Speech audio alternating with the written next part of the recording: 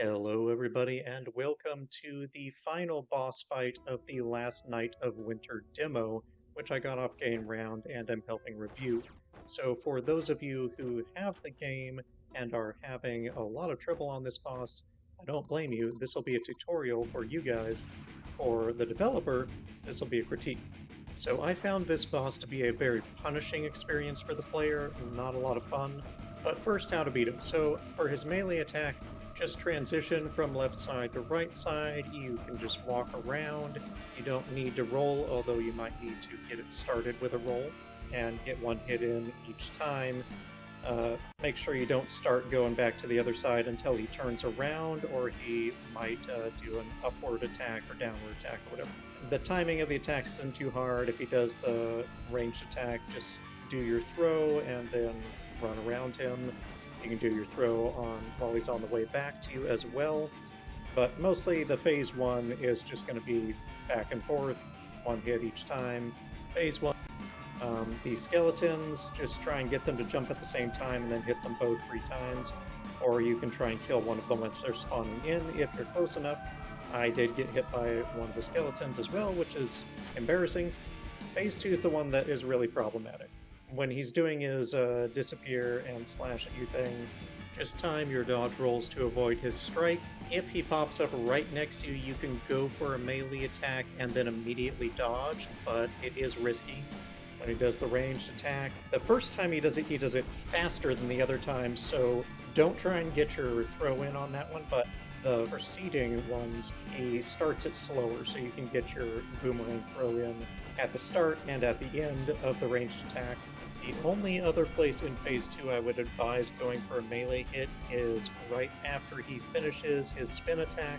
The first time that he comes in for a melee swing at you, you can get one off on him and then immediately dodge. But again, it's a little risky, as I so helpfully demonstrate by getting hit. I do also get hit while running away from his scythe attack because I thought I was out of range of it, but the collision box of the scythe is bigger than you would think, so be aware of that. Just always dodge when he swings would be my advice. And my advice to the developer would be shrink that down a little bit so that it better matches the visuals. Other critiques would be there is just not enough opportunity to use your melee attack in Phase 2. There's almost none, which means that you also cannot use your right-click attack, which is the big damage dealer. You basically just use the boomerang, which is not very much fun. And believe me, I tried very many times to find more opportunities to get a hit in. It's possible I'm missing one, but if I'm missing it, I think the vast majority of players would as well. But that's basically it. You just keep dodging when he's doing his melee, and you get your boomerang attack in at the beginning of his ranged attack, and as long as you don't mess that up, then that'll do it. If you want to be fancy, you can try and get that melee swing in when he comes in for his first melee attack, but you're taking a risk. It doesn't always work out.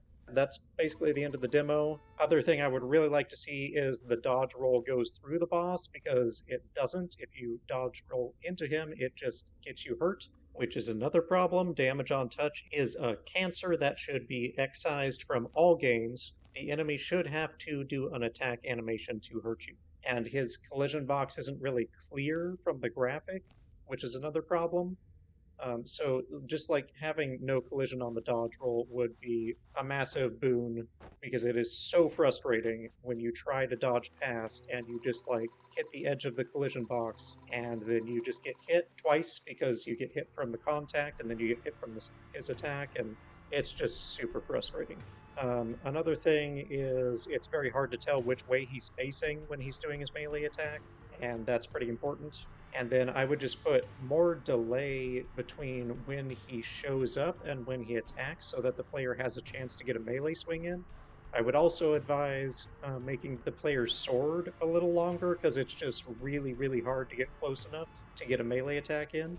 Oh yes, and take the stagger on hit off of the player, because if you get hit by that ranged attack in Phase 2 once, you're basically dead because it just chain stuns you. That is never fun, ever. Also, fix the discrepancy in attack timing for the boss between the first and subsequent times that he does his ranged attack and the follow-up spin attack. He does it faster the first time than all the other times, which is just a bit jarring. And finally, it might be nice if there was a way to stay close to him during his ranged attack, so just perfectly time your dodge for his stomp, and then maybe like do dodge rolls around him to avoid the projectiles. Anything that adds more options in the playstyle is always good.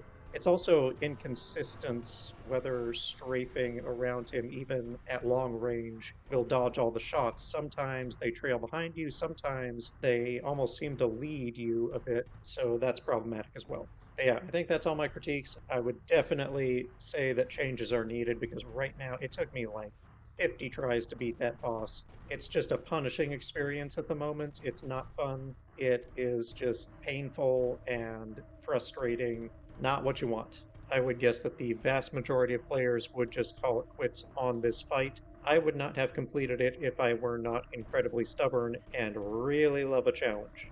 Particularly because sometimes you just get unlucky with those ranged projectiles and they hit you where most times they do not, and that's just frustrating because you didn't do anything wrong. But that said, the fight can be easily fixed with just a couple of minor changes. The game does have potential with some changes, so I hope that it does get improved upon because the potential is there. It could be a really great Dark Souls-like game. Hope it pulls through. Hope if you played the game and you're having trouble with this boss that this helped you out. If so, hit the thumbs up and leave a comment to help others find it. And I will see you all later.